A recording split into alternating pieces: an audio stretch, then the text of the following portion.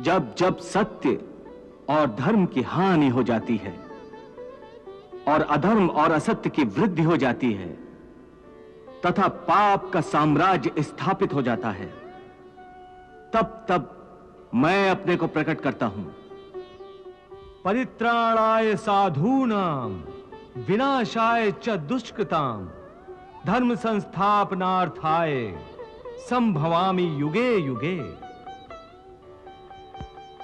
मेरे अवतार धारण करने के 3 कारण होते हैं। पहला, आतताइयों द्वारा पीड़ित साधु पुरुषों का उद्धार करना। दूसरा, दुष्टों का नाश करना। और तीसरा कारण है धर्म की पुनः स्थापना करना। इन्हीं कार्यों के लिए मैं हर युग में प्रकट होता हूं। मेरे जन्म और मेरे कर्म दोनों दिव्य हैं। जो प्राणी इस तत्व को जान जाता है, वो प्राणी जब अपने शरीर का त्याग करता है तो उसे पुनर्जन्म लेना नहीं पड़ता, वो सीधा मुझे ही प्राप्त होता है। हे केशव, मेरे मन में यह जानने की तीव्र जिज्ञासा है कि इस कृष्ण अवतार से पहले तुमने कब कब और क्यों अवतार धारण किया।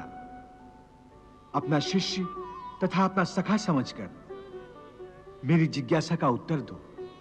हे अर्जुन, इस कल्प के आदि में सर्वप्रथम मैंने मत्स्य रूप में अवतार धारण किया। उस समय मैंने सप्त ऋषियों की नाव को प्रलय के समुद्र में डूबने नहीं दिया, क्योंकि वो ऋषि पुरातन संस्कृति और पहली सृष्टि के बीजों को लेकर नए कल्प में उनका विकास करने वाले थे। तत्पश्चात समुद्र मंथन के समय जब मंदराचल पर्वत स्थिर नहीं रह सकता था, तो मैंने कूर्म रूप धरकर उसे अपनी पीठ पर धारण किया, ताकि देवता और दैत्य मिलकर सागर में से अमृत प्राप्त कर सके।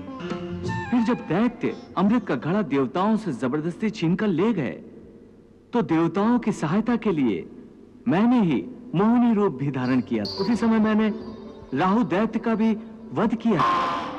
हे पार्थ, अधर्मी हिरण्याक्ष का नाश करने के लिए मैंने ही वराह अवतार लिया था। मैंने ही अपने परम भक्त बालक प्रहलाद की रक्षा करने के लिए नरसिंह अवतार धारण किया था। हे पार्थ, मैंने ही वामन अवतार धारण करके असुरराज बलि से 3 पग धरती मांगी थी।